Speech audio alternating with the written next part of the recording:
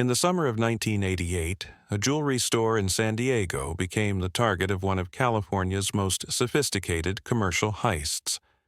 What started as a routine morning would end with nearly $5 million in precious stones and metals vanishing without a trace.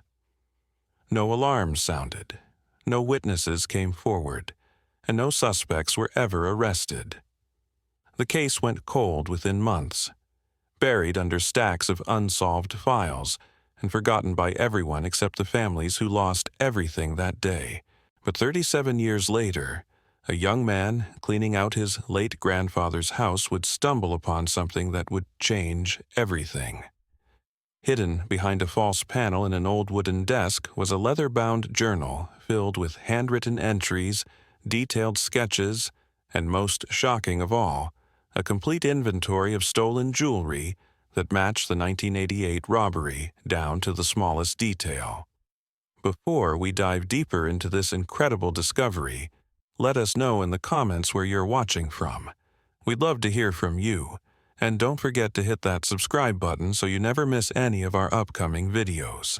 The story begins on the morning of August 14, 1988, at Meridian Fine Jewelry, a family-owned establishment that had served San Diego's upscale Hillcrest neighborhood for over 2 decades.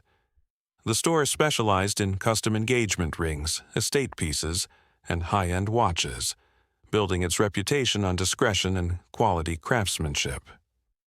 Owner Marcus Washington had inherited the business from his father and had spent 15 years cultivating relationships with collectors, celebrities, and wealthy locals who trusted him with their most precious acquisitions. That Sunday morning, Washington arrived at his store earlier than usual. He had scheduled a private appointment with a client who claimed to represent a European collector interested in purchasing several rare pieces from the store's vault collection. The meeting had been arranged through a series of phone calls over the previous week, with the potential buyer expressing particular interest in a collection of Art Deco diamond brooches and a set of vintage Cartier watches that Washington kept in his most secure storage area. The appointment was set for 9:30, 30 minutes before the store's normal Sunday opening time.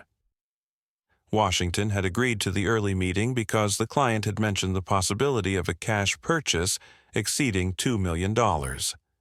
For a business owner facing increasing competition from larger chain stores, such an opportunity was too significant to pass up. Washington unlocked the front entrance and disabled the primary alarm system as he had done thousands of times before. The store's layout was familiar and comforting, with display cases arranged in a horseshoe pattern around the main showroom and a private consultation area in the rear. Behind that consultation area lay the vault, a reinforced steel room that housed the store's most valuable inventory. At exactly 9:25, a well-dressed black man in his 40s knocked on the front door. He introduced himself as Jerome Mitchell and presented business cards identifying him as a representative of Continental Acquisitions, a private investment firm specializing in luxury goods. Mitchell appeared professional and knowledgeable, discussing the pieces he wished to examine with the kind of technical vocabulary that suggested genuine expertise in fine jewelry. Washington led Mitchell to the consultation room and began retrieving items from the vault. The conversation flowed naturally as Mitchell examined each piece under magnification, asking detailed questions about provenance, previous ownership, and documentation. His interest seemed legitimate, and his comments revealed a deep understanding of the jewelry market that put Washington at ease. What Washington didn't realize was that everything about Jerome Mitchell was carefully orchestrated deception. The business cards were professionally printed forgeries. The technical knowledge came from months of research and preparation. Even the appointment timing had been calculated to coincide with the store's most vulnerable security window. As Mitchell examined a particularly valuable diamond necklace, he casually mentioned that his assistant would be arriving shortly with documentation and payment authorization. Washington nodded, focused on arranging the pieces for better viewing. At 9:48, there was another knock at the front door. Washington glanced up to see a young black woman in business attire standing outside. Mitchell confirmed this was his assistant, Denise Parker, and Washington walked to the front to let her in. Parker entered carrying a leather briefcase and immediately began setting up what appeared to be authentication equipment on a nearby counter. The three worked together for nearly 20 minutes, with Parker photographing pieces and taking detailed measurements while Mitchell continued his examination. The atmosphere remained professional and cordial. Washington even offered coffee, which both visitors politely declined. At 10:12, everything changed. Parker suddenly produced a small electronic device from her briefcase and pointed it toward the rear of the store. Washington initially assumed it was some kind of appraisal tool, but when she began speaking in codes to Mitchell, he realized something was wrong. Before he could react, Mitchell had moved behind him and was pressing something hard against his back. The robbery that followed was executed with military precision. Parker immediately moved to the vault area, revealing an intimate knowledge of the store's layout that could only have come from extensive surveillance. Mitchell restrained Washington with plastic zip ties and positioned him on the floor behind the main counter, out of sight from anyone who might look through the front windows. Working in coordinated silence, the two systematically emptied the vault of its most valuable contents. They ignored costume jewelry and lower-value pieces, focusing exclusively on items worth more than $10,000 each. Parker had brought specially designed cases that fit the jewelry perfectly, suggesting they had known exactly what they were looking for. The entire operation took less than 45 minutes. By 11 o'clock, both thieves had vanished, leaving behind a bound store owner and empty display cases. Washington managed to free himself within 10 minutes and immediately called the police, but by then, his attackers had disappeared into the late morning traffic. The initial police response was thorough but ultimately fruitless. The business cards left behind led to a non-existent company. The names Jerome Mitchell and Denise Parker matched no criminal records. The authentication equipment Parker had used turned out to be sophisticated props designed to support their cover story. Detective Angela Thompson, who caught the case, noted several unusual aspects of the crime. The thieves had demonstrated extensive knowledge of the store's security systems, inventory, and procedures. They had targeted specific high-value pieces while leaving behind items that would have been easier to fence. Most significantly, they had executed the robbery during a narrow window when the store was open, but not yet receiving regular customers. Thompson's investigation revealed that someone had been conducting surveillance on the store for at least 6 weeks prior to the robbery. Neighboring business owners reported seeing individuals taking photographs of the building exterior and timing the arrival patterns of employees and customers. A nearby restaurant manager recalled a woman matching Parker's description who had eaten lunch at his establishment multiple times, always requesting a table with a clear view of the jewelry store. The case consumed Thompson's attention for over a year. She interviewed dozens of potential witnesses, reviewed security footage from surrounding businesses, and coordinated with federal agents who suspected the robbery might be connected to similar crimes in other cities. Despite these efforts, no arrests were made and no stolen merchandise was recovered. Insurance investigators conducting their own parallel inquiry reached similar dead ends.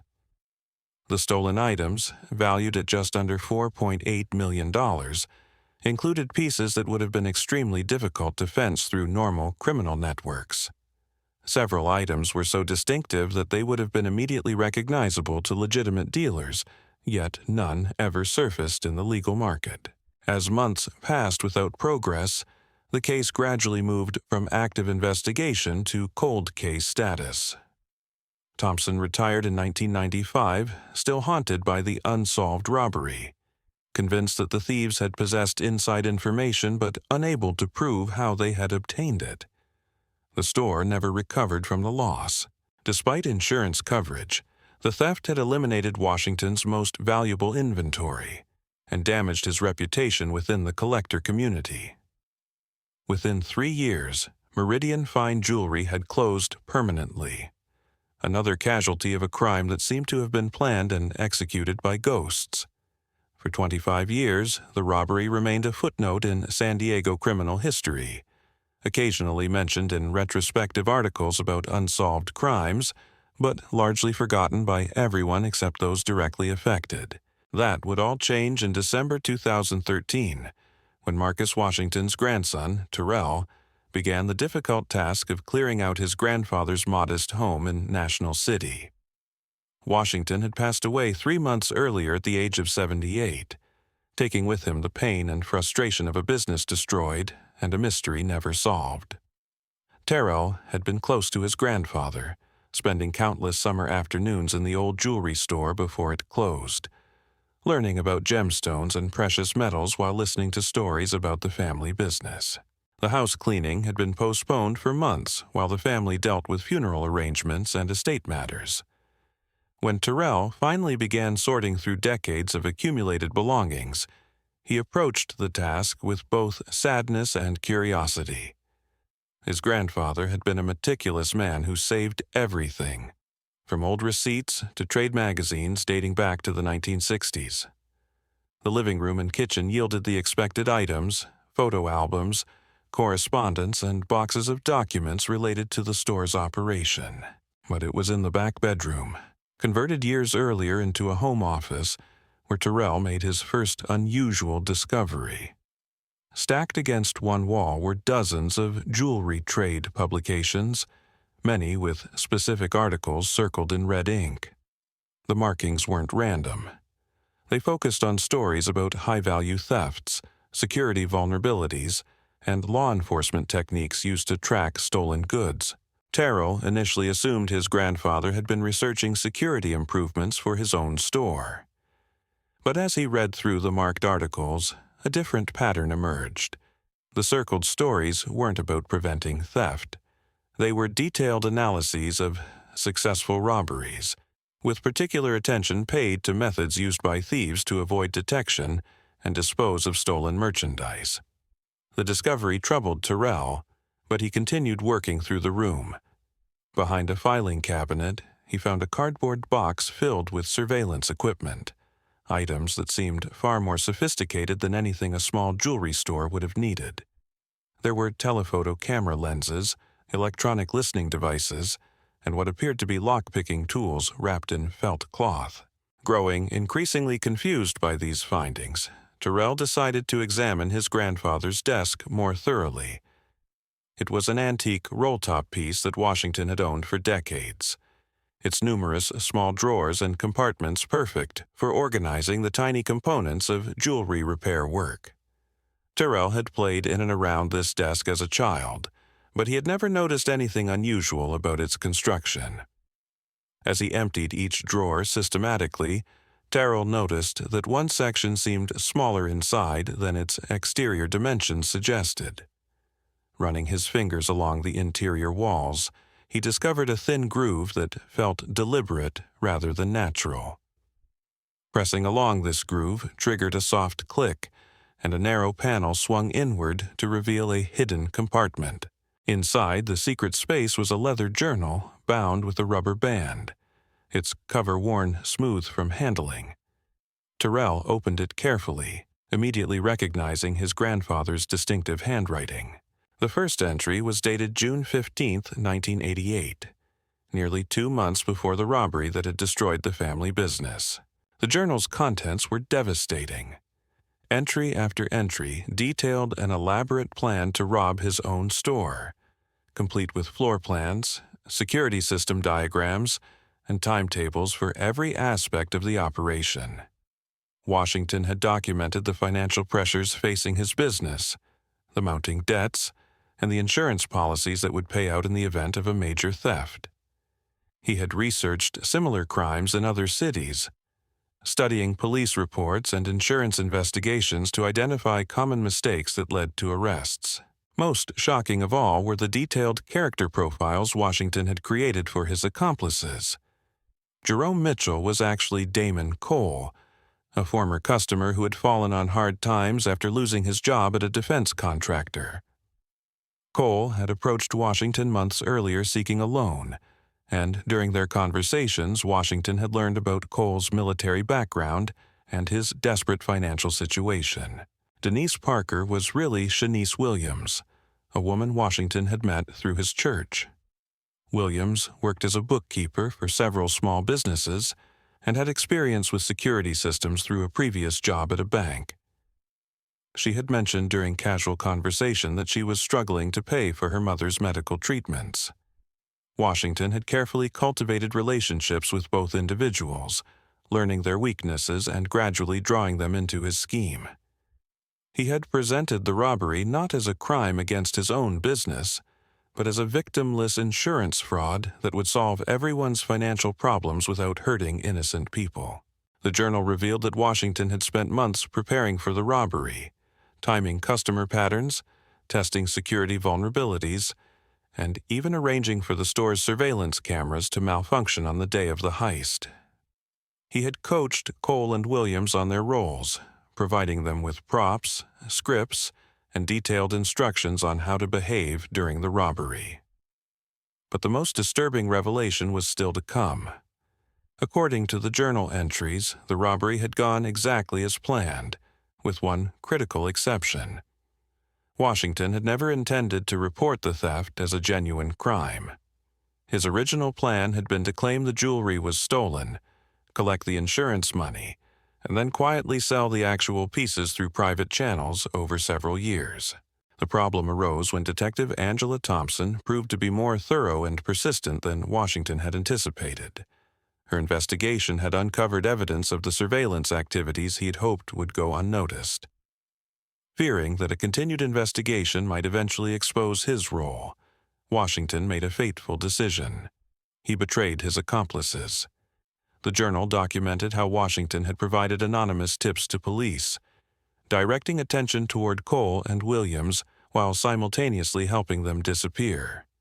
He had given them money to leave California and assume new identities, effectively buying their silence while ensuring they could never return to implicate him. But Washington had kept the jewelry. The final section of the journal contained a complete inventory of every stolen piece, along with detailed notes on where each item was hidden. Some pieces had been sold over the years through carefully selected dealers in other states, but the majority remained concealed in various locations around San Diego. Terrell sat in stunned silence as he absorbed the magnitude of his grandfather's deception. The man he had admired for his integrity and business ethics had orchestrated an elaborate insurance fraud, betrayed his partners, and lived with the secret for 25 years.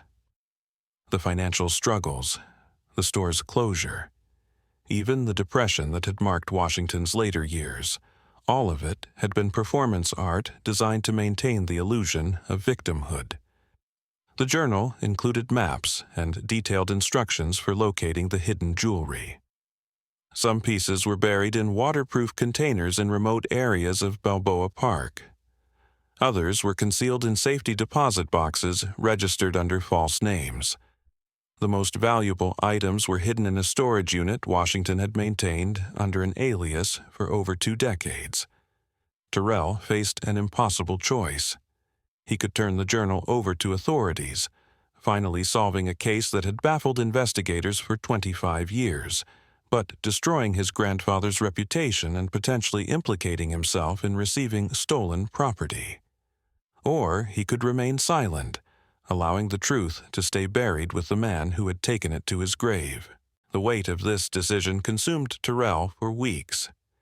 He researched the statute of limitations on insurance fraud, consulted with lawyers without revealing specific details, and struggled with the moral implications of his grandfather's actions. The stolen jewelry represented millions of dollars in value, money that had been paid out by insurance companies based on fraudulent claims. But Terrell's internal struggle was compounded by another discovery. While examining the storage unit information in the journal, he found a sealed envelope containing a letter addressed to him specifically. The envelope was yellowed with age, suggesting it had been placed in the journal years earlier. His grandfather had anticipated this moment. The letter revealed Marcus Washington's deepest regrets and his hope that Terrell would make the choice he himself had been too cowardly to make. Washington wrote about the sleepless nights, the guilt that had consumed him, and his failed attempts over the years to find a way to make things right without destroying his family's future. He had wanted to confess countless times, but couldn't bring himself to shatter the image his grandson held of him. The letter also contained information not found elsewhere in the journal. Washington revealed that Damon Cole had died in a car accident in Phoenix in 1995, taking his knowledge of the robbery to the grave. But Shanice Williams was still alive, living under the name Sandra Washington in Portland, Oregon. She had married, raised children, and built a quiet life funded partially by the money Marcus had given her to disappear. Washington's letter expressed particular anguish about Williams. He had learned through private investigators that she had used her share of the money to pay for her mother's cancer treatments and to put her younger brother through college. While this didn't justify the crime, it complicated the moral landscape in ways that haunted Washington until his death. Terrell spent days wrestling with the revelations. He drove to several of the locations mentioned in the journal, confirming that his grandfather's maps were accurate. In Balboa Park, he located the exact grove of eucalyptus trees where one cache was supposedly buried. At a storage facility in Chula Vista, he confirmed that Unit Number 247 was still registered under the false name Harold Bennett. The decision of what to do next weighed heavily on Terrell's mind. He was a 28-year-old social worker who had built his career on principles of honesty and justice. The irony of discovering that his moral foundation had been shaped by a man who had orchestrated such an elaborate deception was almost unbearable. But there was another consideration that complicated matters further. Terrell's research into the insurance company that had paid out the claim revealed that Consolidated Mutual Insurance had gone out of business in 2003, absorbed by a larger company during an industry consolidation. The executives who had handled the original claim were retired or deceased, and the current parent company showed no apparent interest in pursuing decades-old fraud cases. Meanwhile, the statute of limitations on most of the crimes had expired years earlier. Even if Terrell came forward with the journal, it was unclear whether anyone could be prosecuted.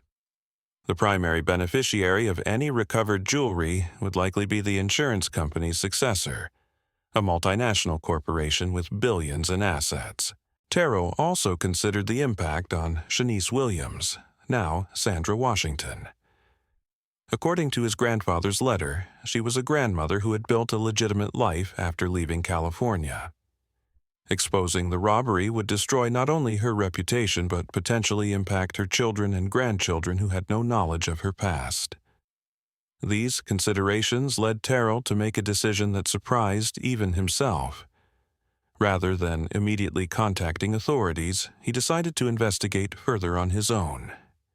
He wanted to understand the full scope of his grandfather's actions and their consequences before determining the best path forward.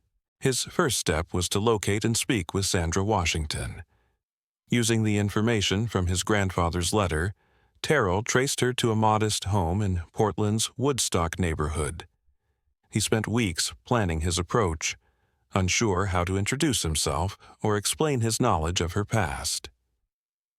In February 2014, Terrell flew to Portland and appeared unannounced at Sandra's front door. The woman who answered was in her mid-60s, with graying hair and kind eyes that reminded him somehow of his grandfather. When he introduced himself as Marcus Washington's grandson, her face went pale, and she invited him inside without hesitation. The conversation that followed was unlike anything Terrell had imagined. Sandra broke down in tears when he mentioned the journal, explaining that she had lived with guilt about the robbery for 25 years. She had wanted to confess countless times, but feared the impact on her family. The money Marcus had given her had indeed paid for her mother's medical care, but she had donated an equivalent amount to cancer research over the years. trying to balance the moral scales. Sandra revealed details about the robbery that weren't in the journal. She explained how Marcus had approached both her and Damon Cole separately, presenting different versions of the plan to each of them. To her, he had emphasized the victimless nature of insurance fraud.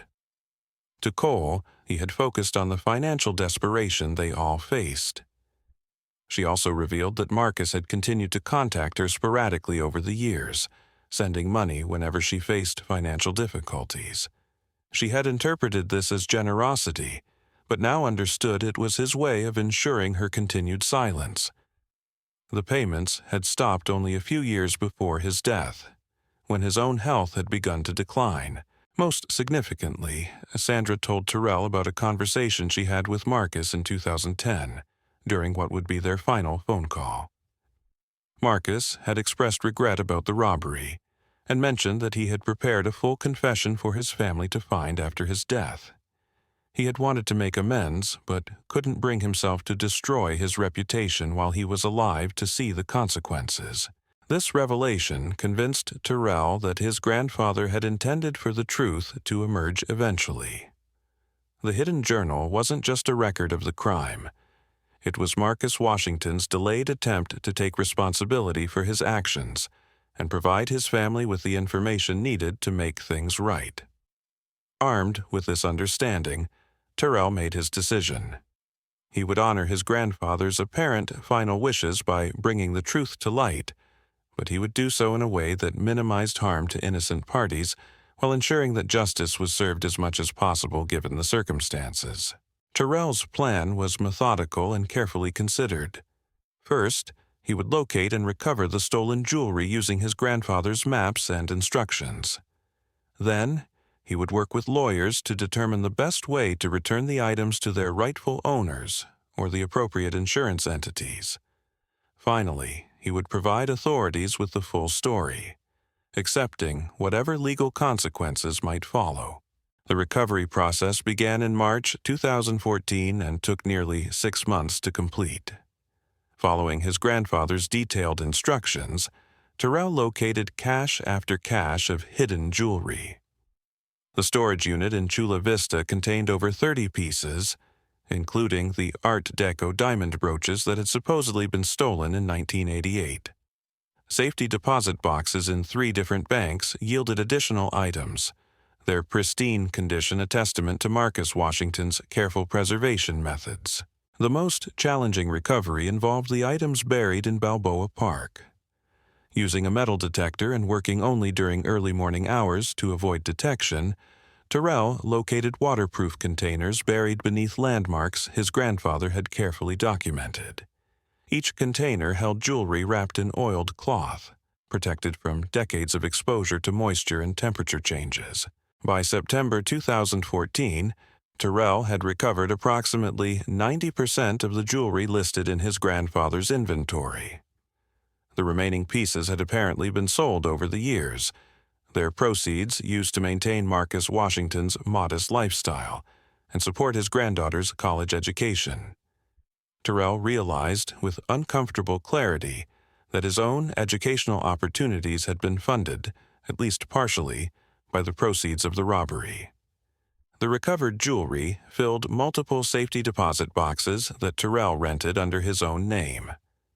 Appraisals conducted by independent experts confirmed that the items were indeed those reported stolen in 1988, their descriptions matching police reports down to minor imperfections and unique characteristics.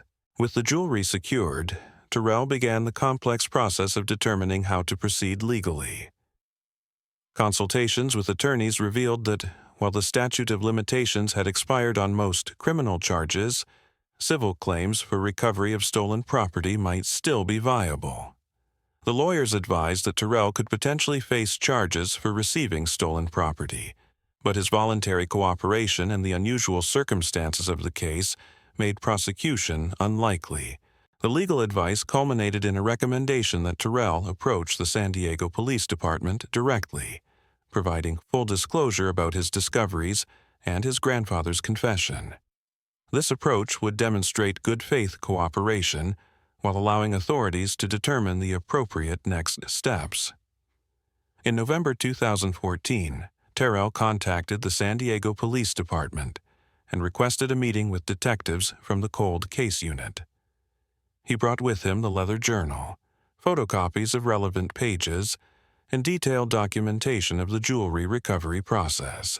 The meeting took place on a gray Tuesday morning in a windowless conference room at the downtown precinct. Detective Maria Santos, who had inherited several cold cases from the retired Angela Thompson, listened with growing amazement as Terrell laid out the entire story. He spoke methodically, presenting each piece of evidence in chronological order, his voice steady despite the magnitude of what he was revealing. Santos had seen plenty of unusual cases during her 15 years with the department, but nothing quite like this. A grandson voluntarily confessing to a crime committed by his deceased grandfather, complete with recovered evidence and detailed documentation, was unprecedented in her experience. She called in Detective Robert Chen from the White Collar Crime Unit and Assistant District Attorney Jennifer Martinez to witness Terrell's statement. The initial reaction from law enforcement was skeptical. Cold cases occasionally generated false confessions from attention seekers or individuals suffering from mental health issues. But as Terrell produced item after item from his grandfather's journal, cross-referencing them with the original police reports, the authenticity of his claims became undeniable. Detective Santos photographed each page of the journal while Chen made detailed notes about the recovered jewelry's location and condition. Martinez asked pointed questions about Terrell's knowledge of the crime and his decision-making process in the months following his discovery.